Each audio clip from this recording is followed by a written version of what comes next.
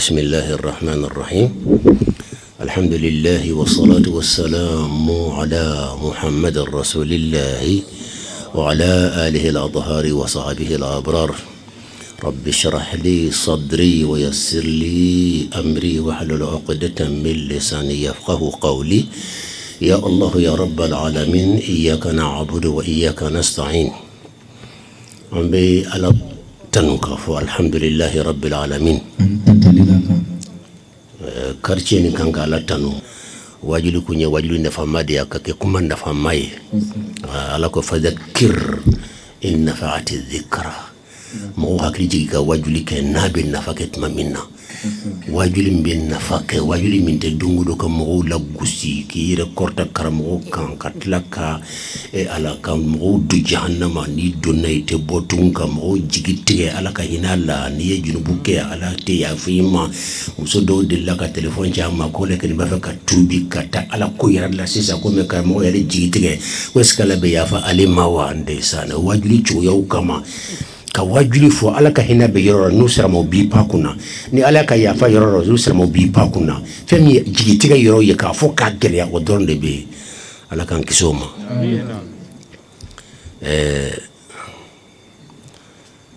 Allah ta'ala akachide Muhammad sallallahu alaihi wasallama akabwabulo جعلن بينافو لا إله إلا الله درون أتوقع بفادم محمد رسول الله دمر اللذان لأني كلما جو مثلناكو أشهد أن لا إله إلا الله أشهد أن لا إله إلا الله إبا يضافو وأشهد أن محمد رسول الله وأشهد أن محمد رسول الله دمود بنيمة مسيري مليون كمان دي بدنا كنا فسالي وقت الدروب بمحمد تغبفو الله تغدافا الله محمد الله محمد الله محمد ما هي العلاقة بين الله وبين محمد إفراسي من دي الله ني محمد شيء علاقة ريليشن من دي بوني نيون شيء محمد دي بيلكو المظهر الأعظم الأخص لله جل جلاله الله أكبر على يا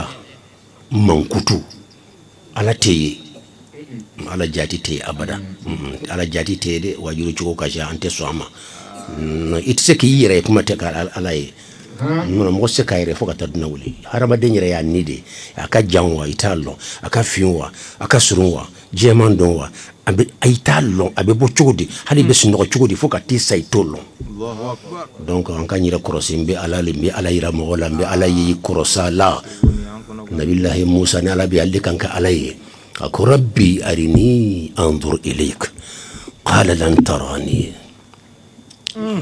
قال لن تراني ولكن انظر إلى الجبل فإن استقر مكانه فسوف تراني فلما تجلى ربه للجبل جعله دكا وخر موسى صعقا الله أكبر دونك ولا كلمة يدم الله تعالى وما أرسلناك إلا كافة للناس بشيرا ونذيرا على منكتو إيكا منكتو تنيا كلوبيلا وتيكا منكتو دو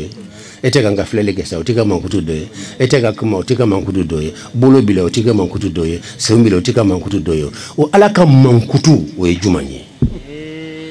voilà ala ka mankutu ayo la kari qur'ani kono law anzalna kun aytani ko fo ala ayatul kursi kono ay duru nyon fo ala ko allah wa ya tghayre la ilaha illa huwa ni kuma bade bono fe al hayy wa ya ka mankutu doye al qayyum wa ya ka mankutu doye ayatul kursi lamana ay mankutu fulafo ako huwa al aliy qali di aliy al azim al azim وديات ولي ووني لوني كلا بوي نوراني تقدرينا وبافو الله لا اله الا هو الحي القيوم دمود هلنا كراشي بيولاد ولا تانيكلي ولا كمان تانيكلي ني نور لا تيمي بانو نايا سوريا فوني دسكوني ادالم على لا تيتا جوتو في ندينا غانا تيتا جوتو في اللي مدلم على لا على كوبيو دسكون كونو الله ولا يا الله يا حي يا قيوم يا علي يا عظيم على تومن بآيات الكرسي كنو آيات الكرسي دي قرآن بآية دون تومن بكاكنو ولو فنا بك تقبل بلودي كما تي آيات دامنا على تومن بعد دامنا يرلا وكني ويكونغلو يردي الله ويكونغلو دي لا إله إلا هو الحي ويتقبل بلي القيوم ويتقبل بلي بادي donc ala ka mankutu do be abi fuma ko ala ya mankutu ani mo te jewla o do huwa al-awwal wal akhir wal zahir wal batin an yaqul huwa allah ahad nunu yoron nun ya ala kelim pitade wala donc muhammad musoro amason ko di muhammaduma amadi al-arshima amadi sanguloma amadi danfensima o yaire kelim pitade kana nyabo fe abada abi fuma as-sifatu dhatiya أفلنا الصفات الجلالية وياكل انتهي أسبنا الصفات الكمالية لا كمال إلا لله جل جلاله فويتي ناد فلم بأهو على بفلي على بيليك إفنا بيليك وكودي ما ديفرنج من بيئك يلي على كيليك أفلا أنك يلي دانديني هالي كمولوني تسكا كيبي علي فوكتي ساي كمولو سانفلا تسكويه يكو كيبي علي رامولا إيتوني بتا سايتاي أبدا I jengata itaye iyaketa iya munu chuko itaye abada ikonna fen be itse ka kelenya la abada inyara mi reflenye noko nyakse bodla numbola dawbo yerla fukati saytese ki nyada ye abada foni tari yere kalfa fen salendoma fem nye suye ina fo miliwari dungare o salente ba nibalawa ibito de fe ka fo de makwande menga se ka nyere iba ne fle bi nyada yirila ayere fsariye asera ki nyada yirla ma se ki nyada ye ego kebe ala de ye kebe ala yiramu wala subhanallah wa ma qadarullah haqqa qadrihi donc Allah Ta'ala ka sifatu dobi awdi di Muhammaduma way ala yari man kutu yerde abe fo mako as-sifatul jamaliya ala oni kamaliya te kelenye oni jalaliya te kelenye oni dhatiya te kelenye dodi be ko al-jamaliya way ala ka chenya man kutu ye anaka nyuma ya bankutu akaya fa man kutu akahina man kutu abe hina ka danfeuna kuifana ka hina danfeuna bombe hina ka timi danfen beka wode muhammadu yo wala to ala reko wama arsalnaka illa rahmatan lil alamin ala fa ayadu lamana أقول لقد جاءكم رسول من أنفسكم من دين دول لك تنصر سياسون كمدرسة كونين كو يعقوب بفهم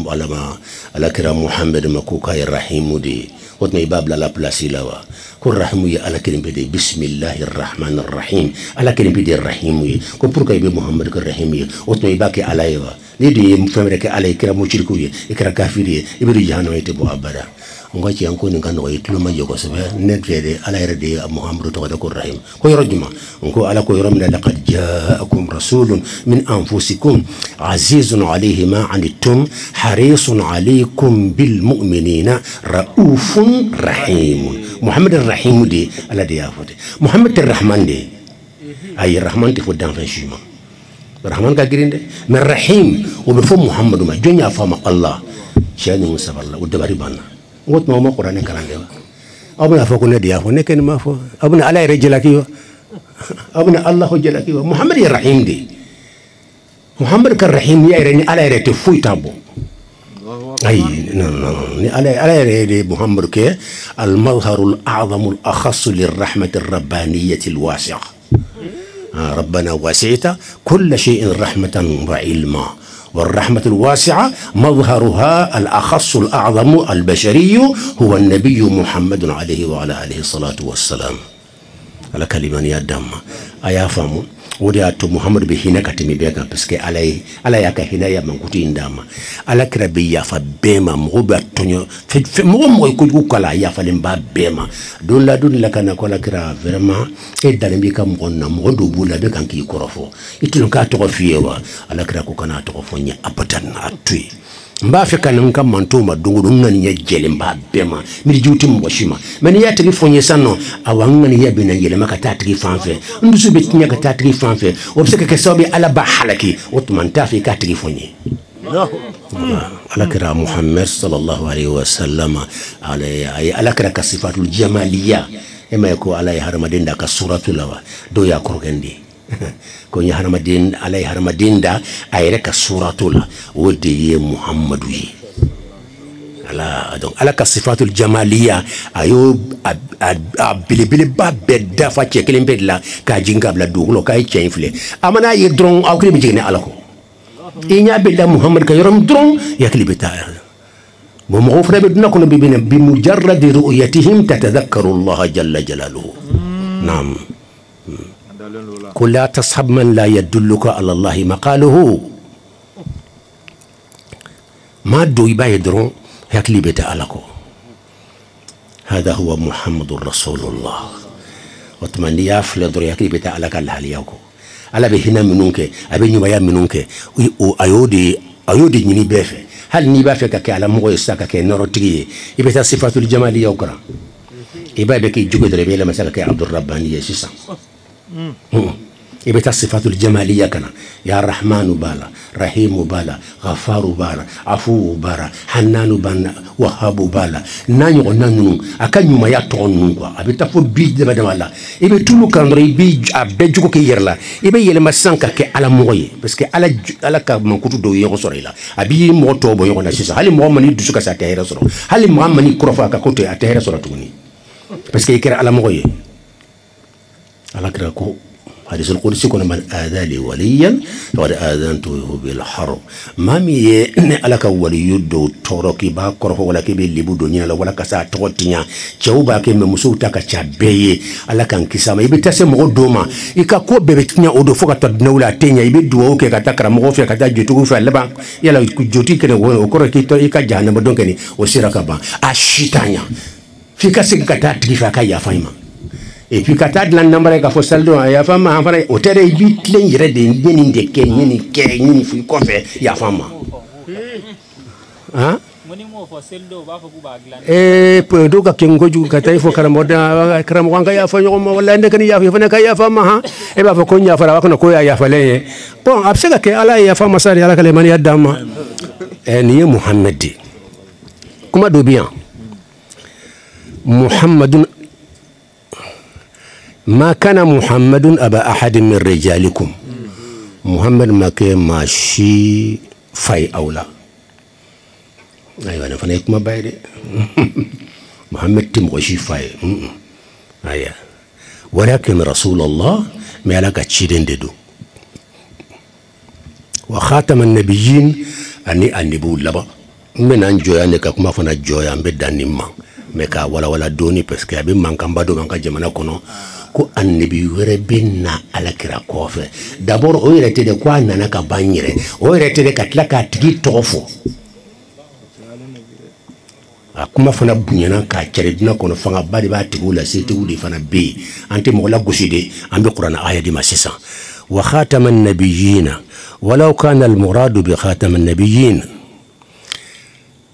olu ba foko khatamun nabiyina ko e bulla negedi mimbe keka wala tampon ani ala kera tamponye wala kera bulla negeye hali ambaw awbe somawa ni ya ko idro ya doya non bulla nege be min tegela bulla nege ni ere juman kabu ni ko rakra ma bulla nege dole bulla nege dole ba don min ba do ka boye ala kera ka bunyo fuite ninna malon ka siga ma wantalo est-ce que afamu yara e karama ba famu me jama chama munya bo jole ma famu ko sebede mbe sigama khataman nabiyina ni tafsiru fle ni tafsir kemefle afamba be fi ka foko akhiran nabiyina annabu be mimna ko fa dogrete na ko fa da khatam yode mimna datun hal ni lettre sebe sanno ni bane be tampon kala o ko kuma be ta ko fa tuni o do ala kra di tamponye tampon minu ani tampon mawtede misalia dronde do kafo annabi laban tampon de ale annabi werte na ko fa le de be annabi be dace wa hadisa min nalo la ne bise ka min fo ala ka be surunya tanna ala ka fo ala kray anebu lamanye a hadisa bita tanna me qur'an kuntu flambulo ni sura juman kono suratul ahzabi aya binani ala yako wa khataman nabiyyin anebu lamanye muhammadu di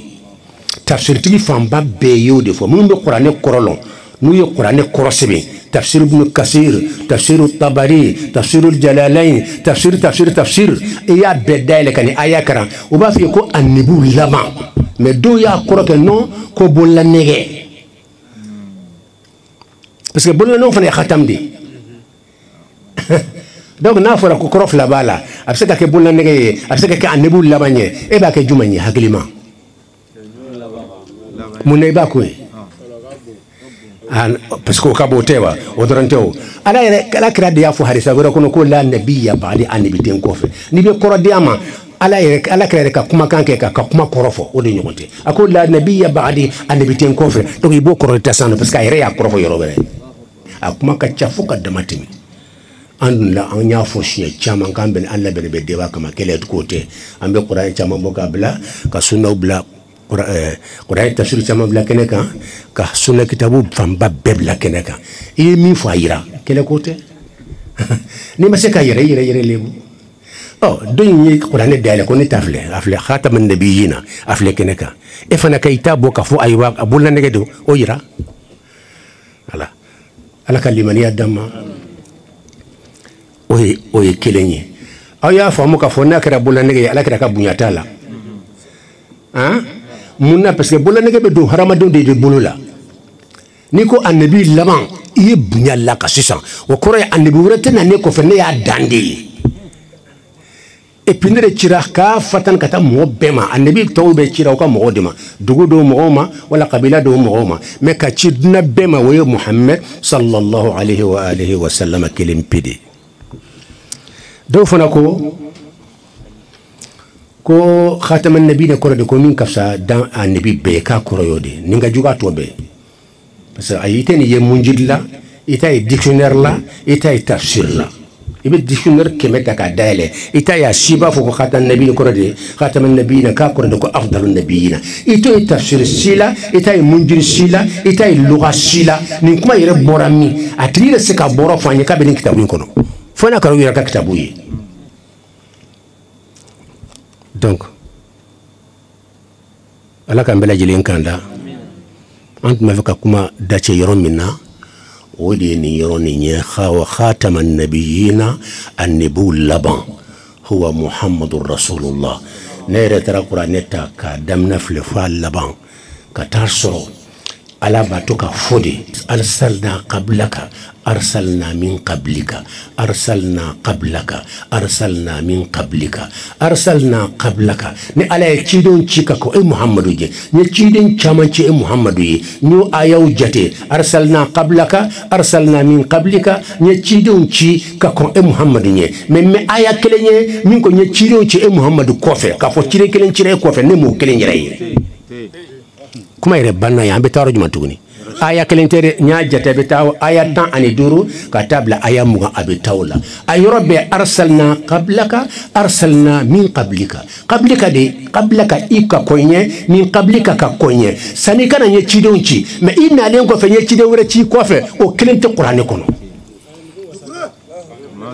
ni be wasake nyala ni baba hakilimo nyala ni baba donc ne ba sunu yate voilà bon ko kuma ire banan diranye ko epinere bulu kuma banaya arsalna qablaka arsalna min qablika nyajate tani duru ka tabla fo mugan kelen tala ko arsalna ba'daka ikofe ka ciden ci ko fo kelen tala edu ko kay ciden ci muhammadu kofe yeni qur'an yeni aya bewli aya tan ani ko ya bewli wo kunko ala kan kisoma dine kuma cha ya rabbi bitnya fawi islamiya hina kan ka bem nabi day la beye min